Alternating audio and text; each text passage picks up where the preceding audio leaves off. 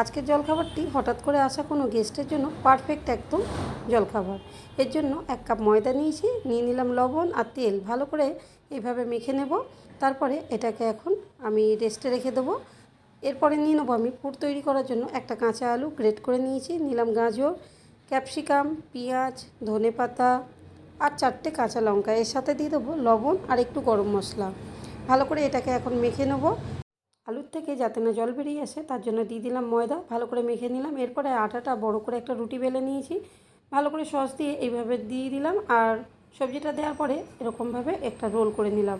রোলের দেখুন ঠিক এরকম খুব মোটাও হবে না, খুব পাতলাও হবে না, ঠিক এইভাবেই পিস করে কেটে নিয়েছি। একটা প্লেনের মধ্যে তুলে দিলাম। তারপরে 2 চামচ ময়দা দিয়ে এরকম একটা আঠা তৈরি করে নিয়েছি, ওর মধ্যে ডুবিয়ে গরম তেলের মধ্যে উল্টে পাল্টে ভেজে নিলেই ব্যাস রেডি হয়ে গেল গরম গরম জলখাবার, যেটা অতিথি আপ্যায়নে একদম সেরা জলখাবার।